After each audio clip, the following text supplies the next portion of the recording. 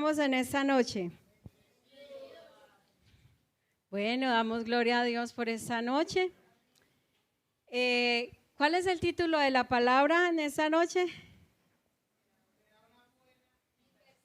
Y lo dejamos como en interrogatorio, ¿cierto? Porque cuando uno lo invitan a invertir, uno queda como será, uno tiene que empezar a analizar, uno tiene que mirar si eso sí conviene, si no conviene, si eso a largo plazo sí realmente me va a dar buenos resultados. Y es de todos analizar, ¿cierto? Si eso es lo que vamos a invertir, que es nuestro. Y a veces podríamos pensar que estamos invirtiendo dinero, ¿no? Hoy mismo pienso, ay, dinero, ¿cierto? Me van a hablar del diezmo. No les voy a hablar del diezmo, mis hermanos, pero sí les voy a hablar de algo importante y es lo que muchas veces el Señor nos direcciona a hacer y empezamos como en duda, ¿cierto? Entramos en conflicto, decimos, ¿será o no será? ¿Será que sí viene de Dios? ¿Será que no viene? Esto me parece loco. Y así sucesivamente podríamos entrar en muchas dudas. Y los invito a que vamos al libro de Jeremías, pero lo vamos a estar estudiando durante esta noche, así que no lo vamos a leer de recorrido, sino que vamos a estudiarlo durante esta noche. Este capítulo y vamos a orar entonces, vamos a disponernos para orar para que el Señor sea obrando durante esta noche en nuestras vidas, amén. Una vez más, Señor, damos gracias por tu presencia, por tu Santo Espíritu, porque eres tú, mi Rey, el que obras primeramente en nuestras vidas, en nuestros corazones, el que traes convencimiento y el que hablas a nuestras vidas. Hoy colocamos nuestras vidas, nuestros corazones, aún los pensamientos, todo nuestro ser delante de ti, mi Rey, para que conforme a tu voluntad yo pueda entregar esta palabra y mis hermanos puedan recibir también como me has venido entregando, mi Rey. Solo soy vasija, Señor, en tus manos y, Señor, eres el que obras. Es tu Santo Espíritu, es tu presencia el que obra en el corazón de cada uno de nosotros. Y por eso damos gloria a ti, damos gracias por tu palabra que es viva, es por tu palabra que es verdad y por tu palabra que nos instruye cada día y no nos deja perder, Señor. Nos va mostrando cada día, cada momento el camino para hacer tu voluntad conforme tú lo quieres, en el nombre de Jesús. Amén y amén.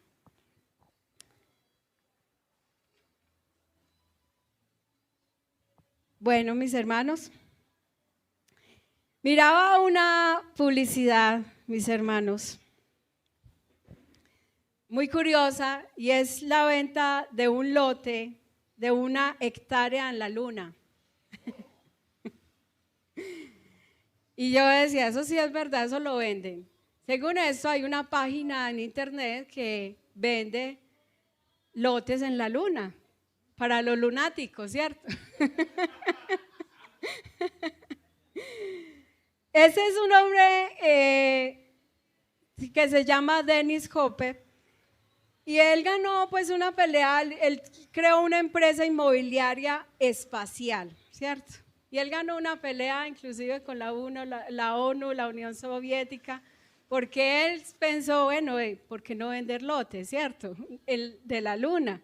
Y él ofreció, creó la página, ofreció las hectáreas, dice que tienen un costo más o menos de $2,5 millones de dólares, ¿cierto? Más o menos, podemos comprarlo, ¿cierto? Tenemos la capacidad de comprarlo. Es curioso. Yo decía, y la gente sí va a comprar eso, ¿y con qué esperanza? ¿Cierto? Pero no falta, ¿cierto? No falta el que compre.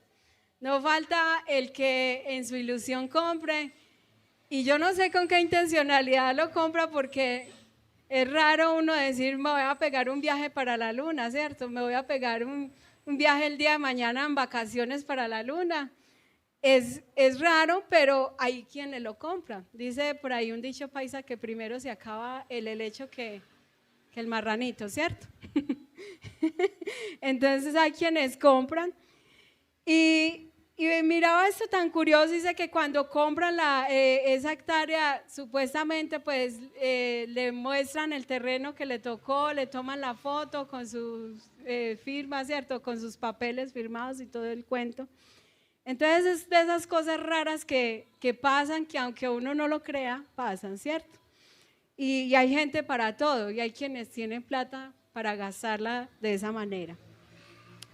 Sin embargo, vamos a ver a través de la palabra de Dios cómo el Señor invita a hacer una inversión que uno dice, ay, ¿cómo voy a poner mi inversión acá, cierto? Eso no tiene ni pies ni cabeza, eso está como de mal en peor, ¿cómo voy a hacerlo, cierto? Y vamos a Jeremías capítulo 32. Y voy a estar leyendo a favor de ustedes en el nombre del Padre, del Hijo y por la guía de su Santo Espíritu. Y voy a leer en la Nueva Traducción Viviente. Dice, Jeremías recibió el siguiente mensaje del Señor en el 10º año del reinado de Sedequías, rey de Judá. También era el año 18 del reinado de Nabucodonosor. Para entonces Jerusalén estaba sitiada por el ejército babilónico y Jeremías estaba preso en el patio de la guardia del palacio real. El rey Sedequías lo había puesto allí y preguntaba por qué Jeremías seguía dando esta profecía. Esto dice el Señor: estoy a punto de entregar esta ciudad al rey de Babilonia y él la tomará. El rey Sedequías será capturado por los babilonios y llevado a encontrarse cara a cara con el rey de Babilonia. Él llevará a Sedequías, el Señor: si ustedes pelean contra los babilonios, no vencerán. En ese tiempo el Señor me envió un mensaje y me dijo: tu primo Anamel, hijo de Salum, vendrá y te dirá: compra mi terreno en Anatot. Por ley tienes derecho a comprarlo antes que lo ofrezca a algún otro. Amén. Lo dejamos hasta ahí por el momento. Y quiero seguirles compartiendo a través de eso lo que pasaba para que podamos contextualizar. Pueden sentarse mis hermanos.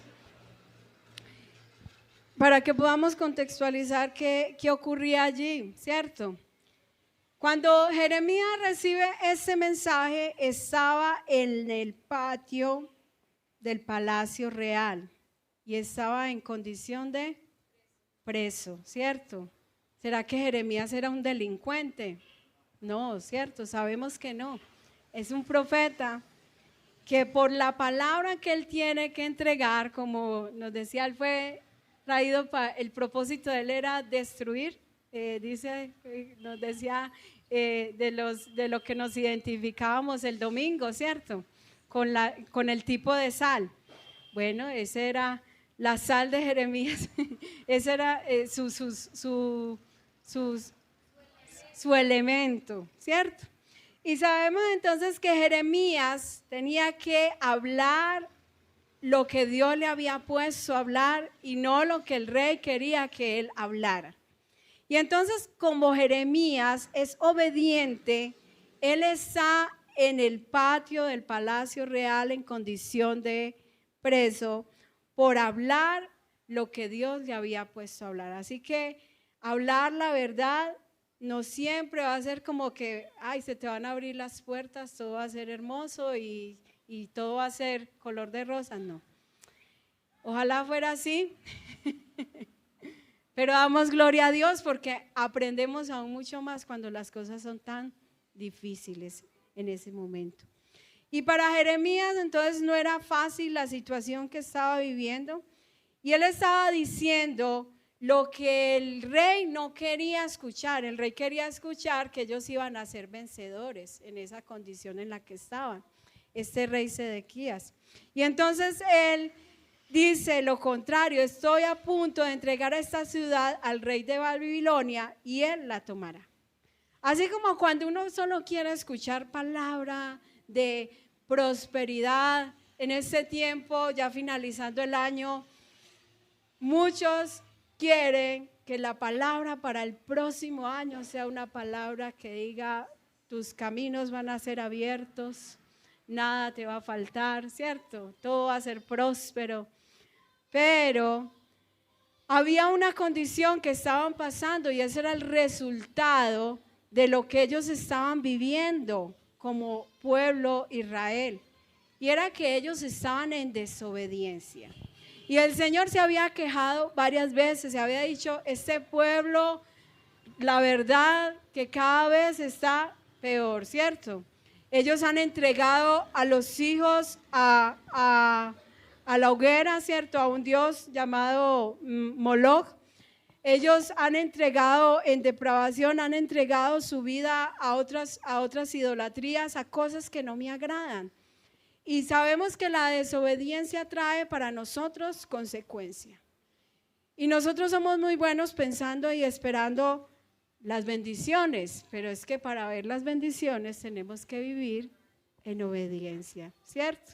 Nosotros a veces somos, como dice la pastora Cari, lavados, y queremos como que caminar en desobediencia y que Dios me prospere, que Dios haga esto en mí, ¿cierto?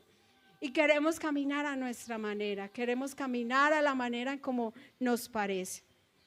Así que para el pueblo de Israel venían consecuencias, venía ese castigo, no castigo, disciplina, porque seguía siendo su pueblo. Igual venían promesas. En esa disciplina el Señor esperaba que ellos volvieran su corazón a Él. En esa disciplina el Señor esperaba que ellos aprendieran de eso que estaban perdiendo en ese momento, y que ellos fueran sensibles, y que en medio de eso su corazón no se endureciera, sino que por lo contrario su corazón se volviera nuevamente al Señor. Y entonces vemos allí que el Señor le dice algo curioso a Jeremías en tiempo donde estaban sitiados por el pueblo de Babilonia. Estaba en Jerusalén sitiado por el pueblo de Babilonia, y la tierra Anatot ya estaba ocupada por Babilonia, o sea, ya la habían tomado. Era una tierra que ya estaba en condición de que ya no, prácticamente no les pertenecía a ellos.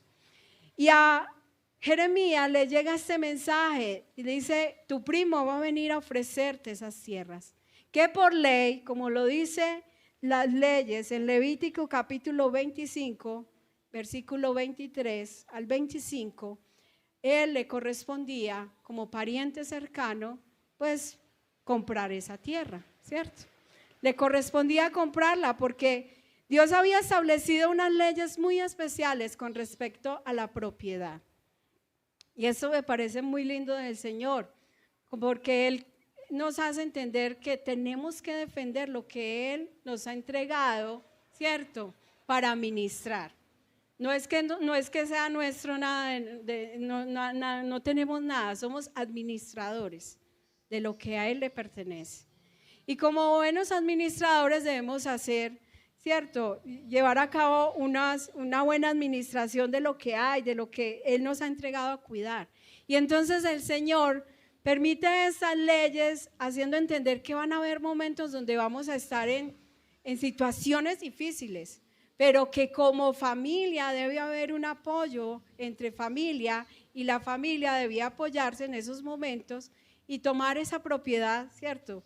Por un tiempo, responder por ese tiempo, y así se cuidaba de que esta propiedad siguiera siendo de generación en generación y se pudiera cumplir que esa era la tierra prometida que el Señor les había entregado, ¿cierto?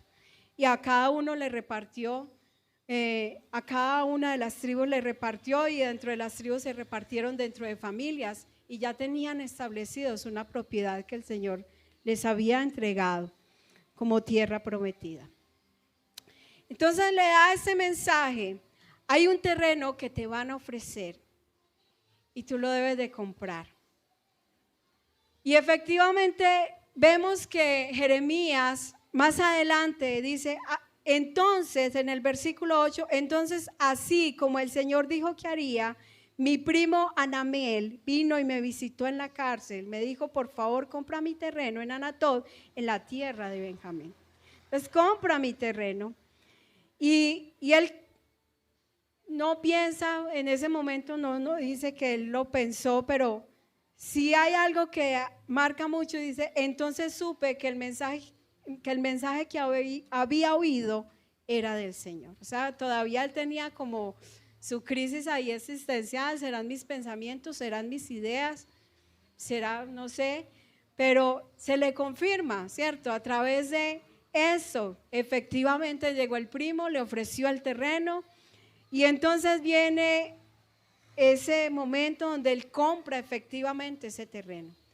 Para ese momento ese terreno era un terreno como desvalorizado, ¿cierto? Como, ¿será que lo compro? ¿Será que invierto? ¿Será que no invierto? Yo creo que dentro de la bolsa de valores en ese momento hubiera sido como, eso no le conviene comprarlo, ¿cierto? Donde hubiera sido un inversionista ahí que le hubiera dado la opinión, le hubiera dicho, no compre ahí, que eso ya es del otro mando y quién sabe cuándo lo recibe.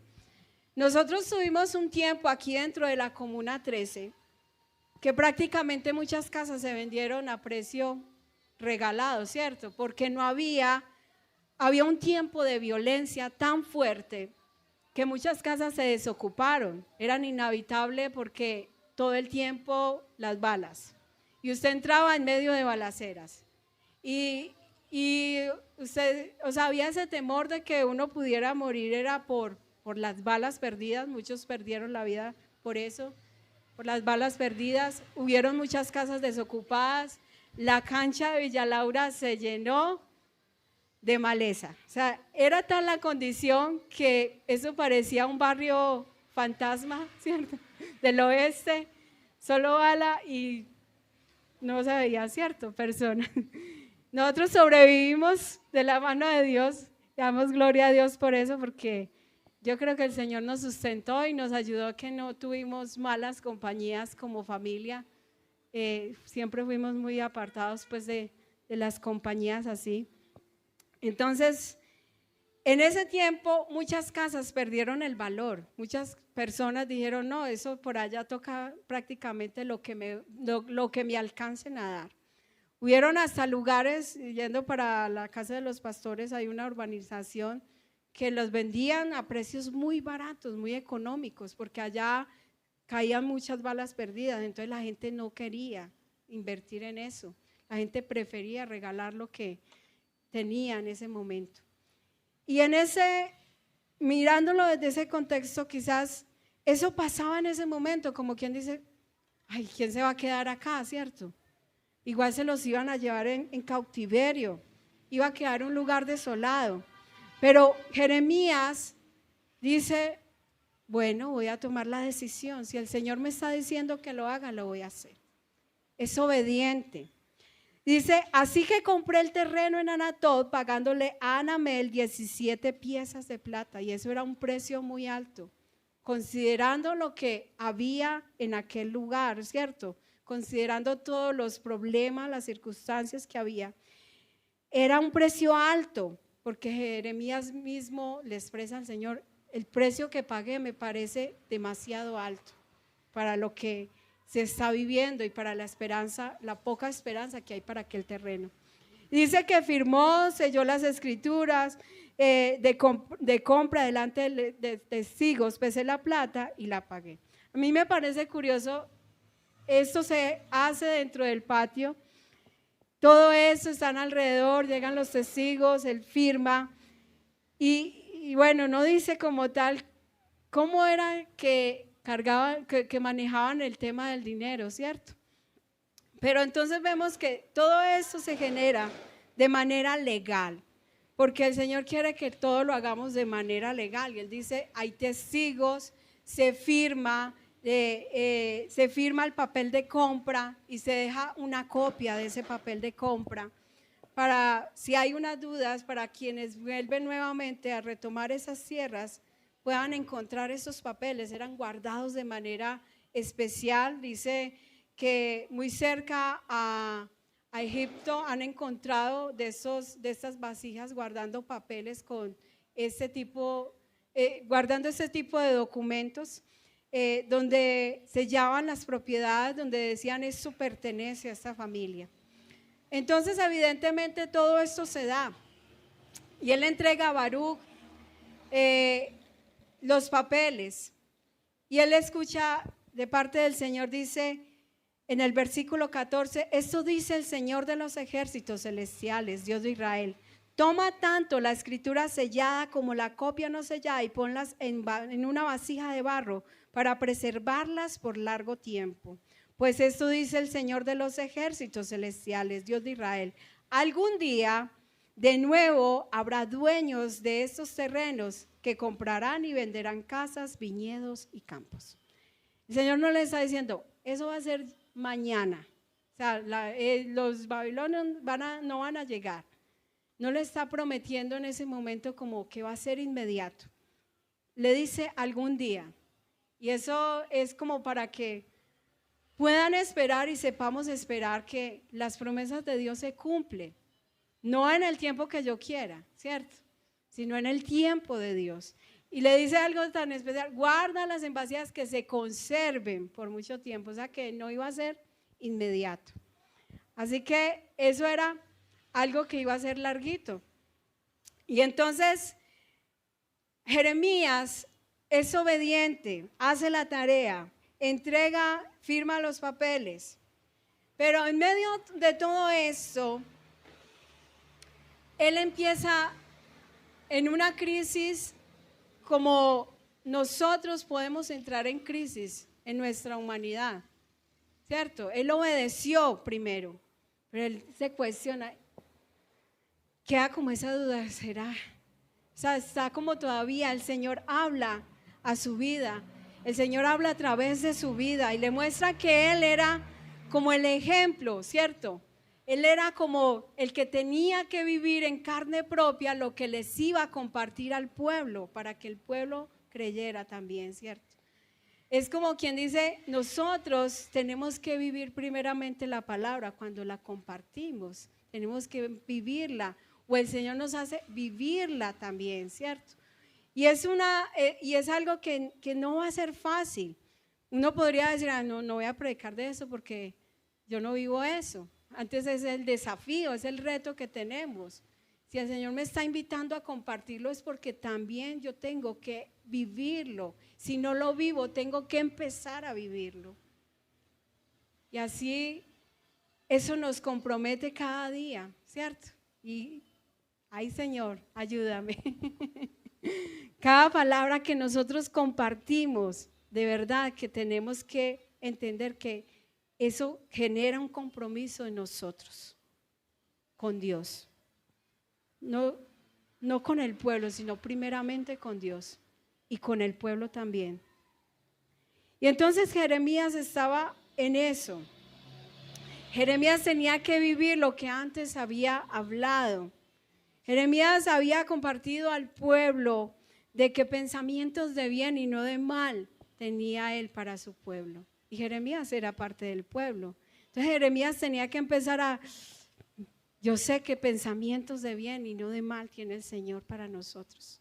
Y sé que eso que parece loco en este momento, comprar, meter mis ahorritos ahí, ¿cierto? Mis ahorros, como dice por ahí un dicho, meter ahí en ese momento debe ser una crisis que él tenía, pero él tenía que recordar cada palabra y recordar lo que el Señor había dicho que haría con el pueblo, que estarían allá en Babilonia por cierto tiempo, prácticamente son 70 años, ¿cierto? Y dice que estarían allí y aún les da la autorización de que aún conformen familias, pero entre ellos mismos. Les dice, pueden hacer familia, seguir haciendo familia allí, pero el Señor les da la promesa de que los volvería a traer nuevamente. Así que Jeremías tiene que vivir en carne propia y creer lo que antes les había estado compartiendo al mismo pueblo. Sin embargo, Jeremías firma este papel Y luego que se va, dice la palabra de Dios que después de que le di los documentos a Baruch, oré. Él dijo, yo tengo que entrar en oración y necesito entender eso. Necesito comprender lo que acabo de hacer. Él dice, oh Señor soberano, hiciste los cielos y la tierra con tu mano fuerte y tu brazo poderoso. Nada es demasiado difícil para ti. Muestras tu amor inagotable a miles, pero también haces recaer las consecuencias del pecado de una generación sobre la siguiente. Tú eres el Dios grande y poderoso, el Señor de los ejércitos celestiales. Tú posees toda la sabiduría y haces grandes y maravillosos milagros. Ves la conducta de todas las personas y le das lo que se merece. Entonces Jeremías está haciendo en esa oración cosas muy importantes. Él tiene que empezar a reconocer quién es Dios. Él tiene que reconocer lo que ha hecho Dios y tiene que reconocer que lo que viene para el pueblo son consecuencias. No es que, ay Dios mío, el Señor se le ocurrió castigarnos, nos abandonó, porque somos muy buenos para pensar eso, pero no empezamos a analizar, ve, yo cómo, en dónde estoy desobedeciendo. Nosotros somos buenos como, el Señor tan malo que es, ¿cierto? Aún cuando uno habla con la gente alrededor es que, ¿y por qué es tan malo? Se cuestiona, pero nunca nos ponemos a pensar, hey, ¿qué hemos hecho nosotros? Vienen los desastres naturales y no nos ponemos a pensar, nosotros hemos cuidado bien el planeta, lo que el Señor nos ha entregado. Nosotros no tenemos muchas veces cuidado de lo que el Señor entrega, de lo que el Señor nos dio para guardarlo, para preservarlo. Entonces somos de esa manera, ¿cierto? Cuestionando y pensando que el Señor es malo, pero Jeremías estaba reconociendo que el Señor obra y da lo que cada uno se merece, ¿cierto? Ves las conductas de todas las personas y les das lo que se merece. Entonces él está reconociendo en ese momento que eso está pasando no porque le plació al Señor, sino que eso ha sido consecuencia del pecado, de lo que su pueblo Israel ha hecho.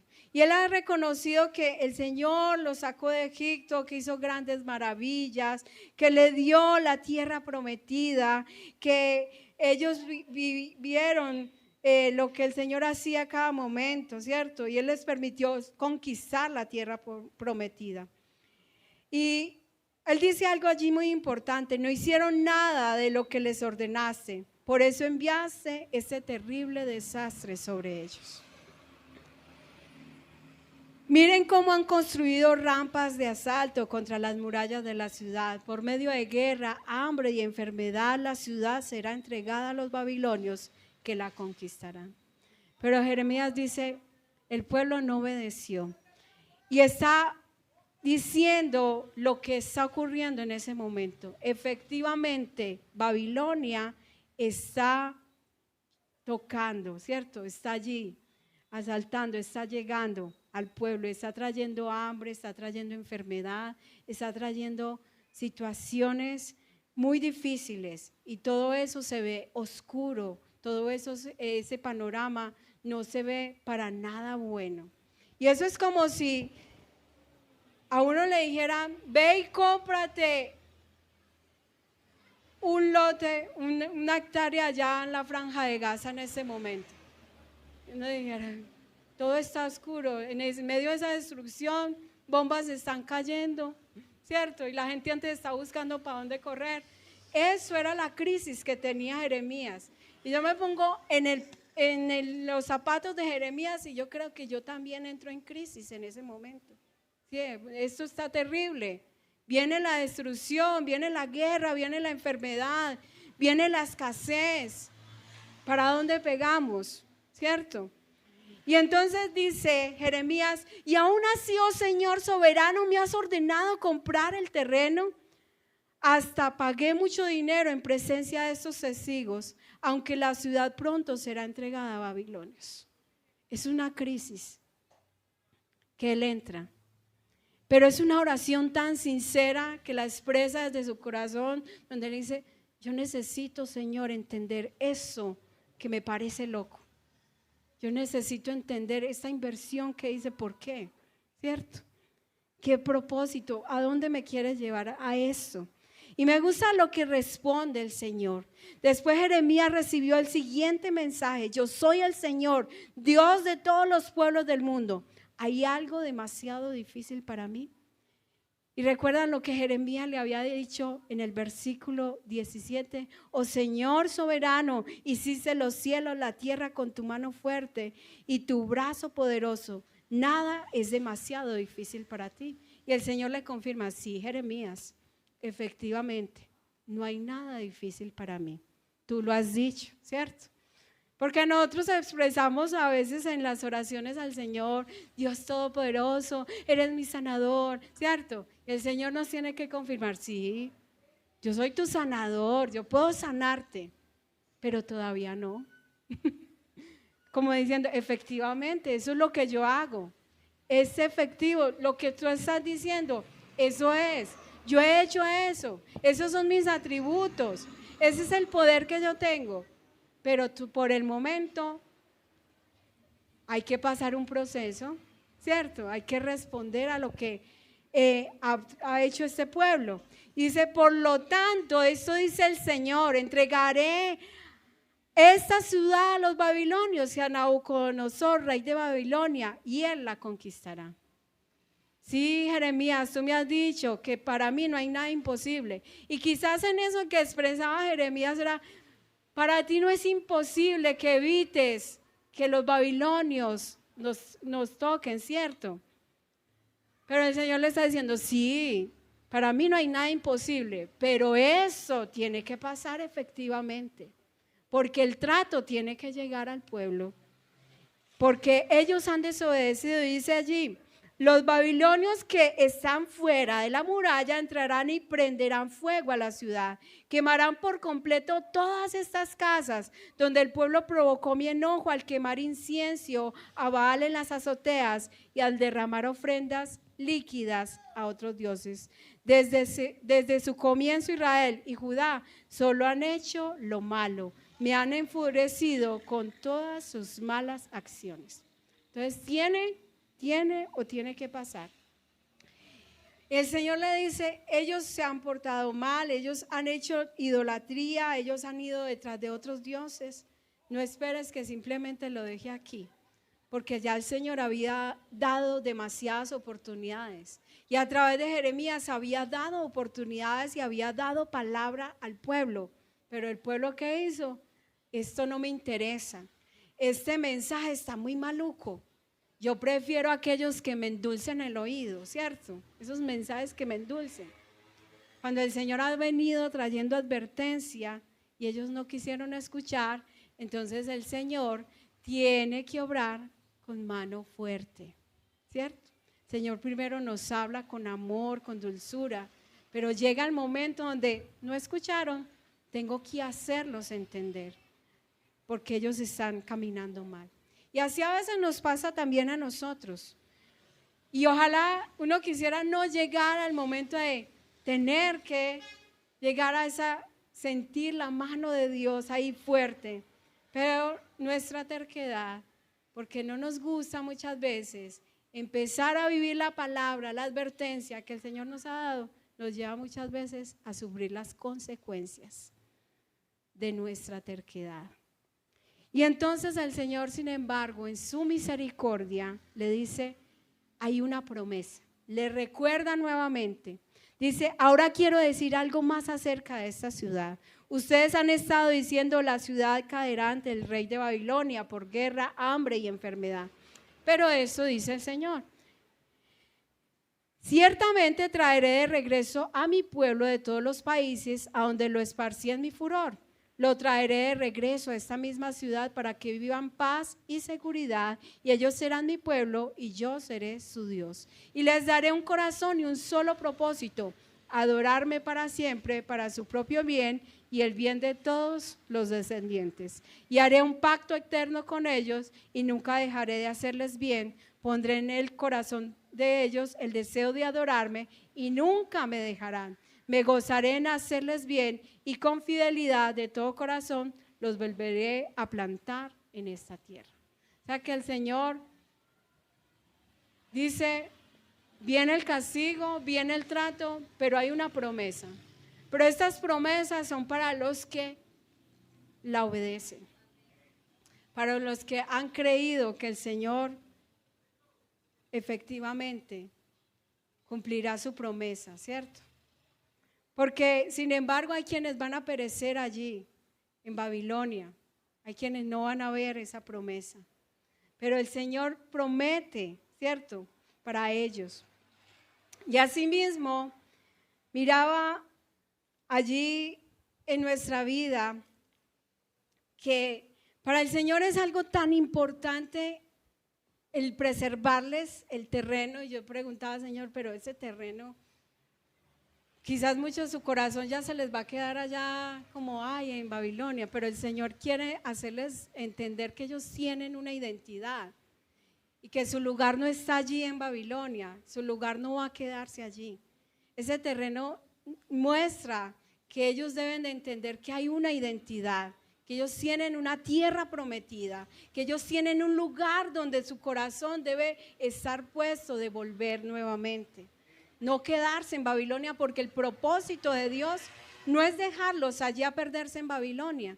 El propósito de Dios es tratar con su corazón, tratar con sus vidas y hacer que ese corazón nuevamente se vuelva y entiendan lo que han perdido. Y entiendan al Dios grande y maravilloso que ellos tienen. Y es esa identidad que muchas veces nosotros debemos de tener. Esa identidad yo la miraba como la identidad que nosotros debemos de tener, de identidad del reino de los cielos, ¿cierto? Identidad de reino. Nosotros tenemos un lugar en el cielo, dice el Señor. Nosotros no pagamos esa propiedad, pero dice el Señor que voy a hacer morada, ¿cierto? Ya hay un lugar para sus hijos, para mis hijos. Y es un lugar donde nosotros debemos de tener siempre nuestra identidad, nuestro corazón, nuestro pensamiento. Estamos viviendo en medio de este mundo, está ofreciendo muchas cosas, está ofreciendo mucho pecado que parece bueno, está ofreciendo idolatría, porque el lugar donde ellos iban a ir era un lugar de mucha idolatría. Pero nosotros no tenemos la identidad de este mundo, o no deberíamos tener la identidad de este mundo. Nuestro pensamiento debe estar en las cosas del cielo. Amén. Porque dice Filipenses 3, del 20 al 21, tenemos ciudadanía del cielo y nuestro paso por este lugar es temporal. Este es un proceso que estamos pasando, necesitamos estar aquí, pero nuestro corazón, nuestra identidad, nuestro pensamiento debe estar en el cielo, en la tierra prometida, porque nuestra tierra prometida está en los cielos. Amén. Entonces, volviendo allí a Jeremías, más adelante el Señor le reconoce a Jeremías que es importante que le busque, que cuando él tenga esas inquietudes, que cuando él entre en esas crisis, que le busque. El Señor no se molestó porque Jeremías estaba inquieto de, ¿qué pasa acá? Sino que el Señor le respondió, le dijo lo que haría, le dijo los propósitos, ¿cierto? Y me gusta lo que dice Jeremías 33:3, es una palabra que conocemos mucho: clama a mí y yo te responderé que tú no conoces. Porque nuevamente le va a dar una palabra a Jeremías, ¿cierto? Pero Jeremías, él ha entendido la importancia de que todos lo llevemos a oración, de que cuando nuestras dudas lleguen, porque nuestros pensamientos, nuestro cerebro sigue trabajando, ¿cierto? En medio de la duda. y llegan y nos invaden y vienen dardos y llega la opinión de allí, la opinión de allá. Cuando esos pensamientos lleguen, es importante llevar todo esto a la oración, porque el Señor no nos está diciendo, no, yo no te quiero contar nada. Dice, clama a mí, yo te responderé y te revelaré cosas grandes y ocultas que aún tú no conoces. Dice esta versión, pídeme y te daré a conocer secretos sorprendentes que no conoces acerca de lo que está por venir. Así que el Señor me lleva me acuerda una palabra que dice Marcos Brune, Él no tiene favoritos, Él tiene íntimos y Él quiere tener esos íntimos, ¿cierto? Así que Él nos invita a entrar en esa intimidad. Él quiere revelarnos, Él quiere compartirnos, ¿cierto? De los propósitos, de lo que Él quiere hacer con su pueblo, de lo que Él quiere hacer a través de nosotros, de lo que quiere hacer en nosotros. Y yo me preguntaba allí, quizás nosotros no somos Jeremías que tuvimos que invertir, ¿cierto? Por el costo, ¿cierto? Ese dinero. Pero nosotros sí invertimos muchas cosas y quizás podemos decir, pero no veo resultados, no se ve nada o no sé qué pasa, ¿cierto? Invertir el tiempo, ¿cierto? Dedicar el tiempo para el Señor, que para el mundo, en ese mundo es algo loco. En ese mundo hay gente por allá invirtiendo su tiempo, ¿cierto? No sé, eso no es inversión, eso es desgastando su tiempo, eso no es inversión. Lo que usted no hace en el tiempo del Señor, eso es pérdida, ¿cierto? Donde usted no está aprendiendo, donde usted no está edificando, donde usted no está sembrando en su corazón para el propósito, para tener esa mente, ese corazón enfocado en las cosas del cielo. Eso es pérdida, ¿cierto? Y quizás muchos dirán, qué locos los que se sientan en ese lugar a escuchar la palabra mientras podrían estar descansando, mientras podrían estar viéndose el partido, no perdérselo, mientras podrían estar divirtiéndose. Y podrían muchos decirnos, qué loco lo que haces, qué loco, yo no sería capaz de diezmar, ¿para qué diezmar? Yo no sería capaz de, qué pereza uno orar, qué pereza uno ayunar, eso. Y a veces le cuestionan muchas cosas que nosotros dedicamos para el Señor. Pero mis hermanos, hay algo claro, eso es inversión en el reino de Dios, ¿cierto? Porque estamos sembrando y estamos creciendo en las manos de papá. Todo eso que quizás nuestra familia también nos ha cuestionado y dicho, usted sí pasa tiempo allá, ¿cierto? Eso tiene un resultado más adelante. Quizás hoy no vemos muchas cosas. Quizás hoy podríamos decir, ay, es que los milagros, no, estamos invirtiendo en algo mucho más grande y es en el reino de los cielos. Estamos apuntando al cielo. Y no quiero decirles con esto que estamos comprando terreno allí en el cielo, no estamos comprando. Ya Jesús pagó por nosotros. Eso es gratuito.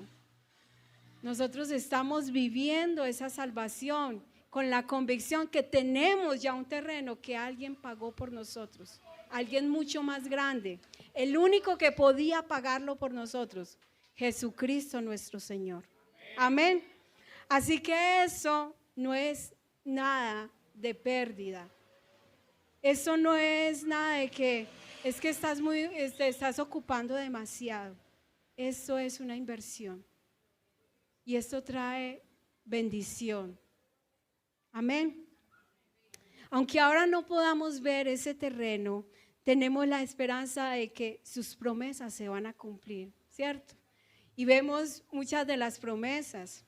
Quizás en vida podríamos decir, ay, no las voy a ver. Pero allí cuando estemos allí, cuando allí se pase lista, como dice el himno, ¿cierto? A su nombre yo feliz responderé. Quizás hoy no lo vemos, pero nada es en vano en las manos del Señor. Toda inversión espiritual, aunque nuestra salvación sea gratuita, ya tenemos ese terreno ganado. Nosotros invertimos con la esperanza de que un día estaremos allí sentados cara a cara con nuestro Señor Jesucristo. Invertimos tiempo, esfuerzo, dedicación, y que muchos no van a poder entender, pero nosotros vamos a poder un día disfrutar. Amén. Vamos a darle gracias a nuestro Rey. Señor, en esta noche te damos gracias.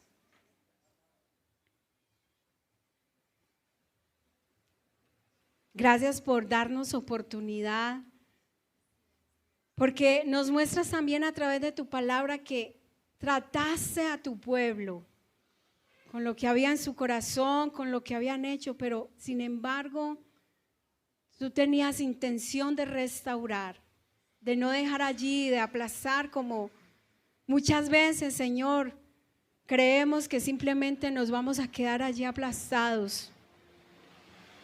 Pero cuando una vez estamos en tus manos, Señor,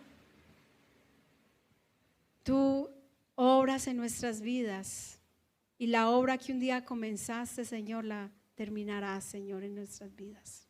La culminarás. Nos exponemos delante de ti con la certeza, Señor, que esas promesas se van a cumplir. Con la certeza, Señor, de que nada en tus manos es perdido. Nada es pérdida, Señor. Cuando de corazón, Señor, buscamos tu presencia, cuando de corazón, Señor, nos congregamos, cuando de corazón nos reunimos como hermanos a adorar tu nombre, cuando de corazón, Señor, aún sembramos en tu reino, cuando de corazón, Señor, queremos entrar a ese ayuno, a esa vigilia, a esos momentos que quizás quienes están a nuestro alrededor no van a entender, pero tú nos has hecho entender que nada está perdido cuando nuestro corazón está puesto allí y la decisión y la determinación de obedecerte, mi Rey. Te damos gracias, Señor, en esta noche, por ese amor que corrige, por ese amor que sustenta, por ese amor que restaura, por ese amor que cumple sus promesas en nuestras vidas. Te damos la gloria y la honra en el nombre de Jesús. Amén y amén.